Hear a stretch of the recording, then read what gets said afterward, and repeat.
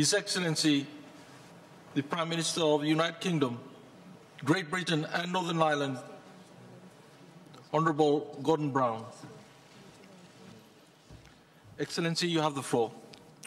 I come to this, the largest ever global conference, facing the greatest global challenge of our time, to appeal to you to summon up the highest level of ambition and will. The success of our endeavours depends upon us forging a new alliance, not one bloc against another, not north against south, not rich against poor, but the first global alliance of 192 countries, a new alliance for the preservation of our planet. Scientific truths know no boundaries of ideology or politics. And I believe that no one can honestly deny that without common action, rising sea levels could wipe whole nations from the map. And without common action, extreme temperatures will create a new generation of poor, with climate change refugees driven from their homes by drought, climate change evacuees fleeing the threat of drowning, the climate change hungry, desperate for lack of food. Hurricanes, floods, typhoons and droughts that were once all regarded as the acts of an invisible God are now revealed to be also the visible acts of man. And I say to this conference, informed by science, inspired by common purpose, moved by conscience, the leaders of this fragile world must affirm that every country and every continent will now build their future, not at the expense of other countries' futures, but in support of our common future. And we will not condemn millions to injustice without remedy, to sorrow without hope, to deprivation without end. The task of politics is to overcome obstacles, even when people say they are too formidable. And the task of statesmanship is to make the essential possible, to make ideals real, even when critics tell you they are impractical and unachievable. And my talks this week convince me that while the challenges we face are difficult and testing, there is no insuperable barrier of finance, no inevitable deficit of political will, no unsurmountable wall of division that need prevent us from rising to the much-needed common purpose, and on the following plan, reaching agreement now. A long-term goal of a global temperature increase by 2050 of no more than 2 degrees.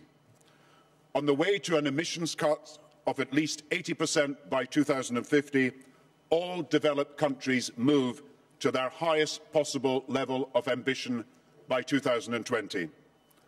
In recognition of their common but differentiated responsibilities, developing countries commit to nationally appropriate mitigation actions at their highest possible level of ambition, achieving a significant reduction from business as usual and standing behind their actions as developed countries must stand behind their emissions cuts.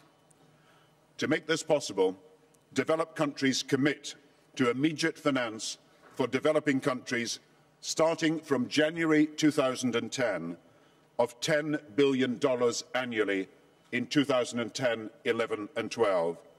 And for long-term finance by 2020, the goal of $100 billion per year to come from public and private sources, including international and national budgets, with a process to agree how such sums can be raised, including from innovative financing mechanisms, and with fair and effective financial arrangements to address the gaping sorrows of left-out millions in Africa, to address the torment of our island states, to address the fear gripping the planet's most vulnerable communities, and to address the urgent need that we must build, not destroy, the precious forests of our world.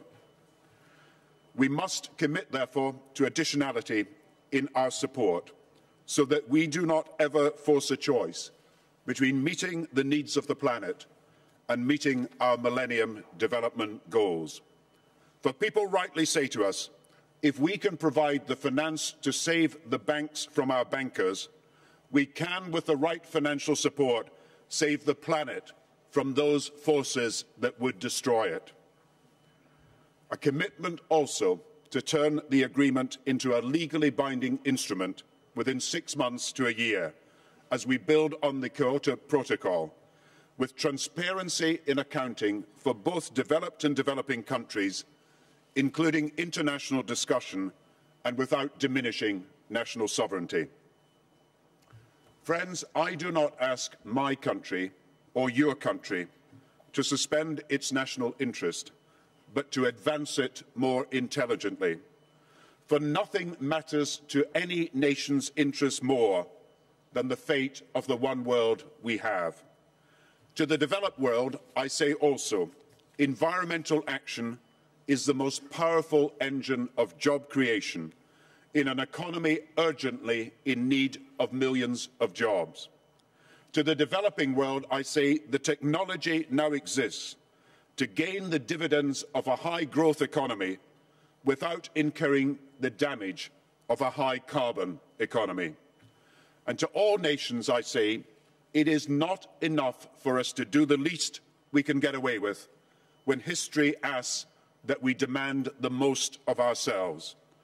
As one of the greatest of world leaders warned at a different time of peril, it is no use saying we are doing our best.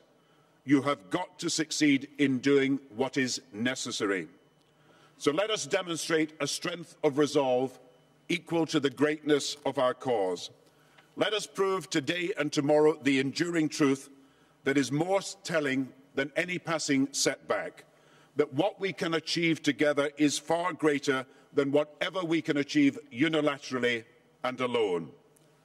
In these few days in Copenhagen, which will be blessed or blamed for generations to come, we cannot permit the politics of narrow self-interest to prevent a policy for human survival. Because for all of us and for all our children, there is no greater national interest than the common future of this planet. Thank you.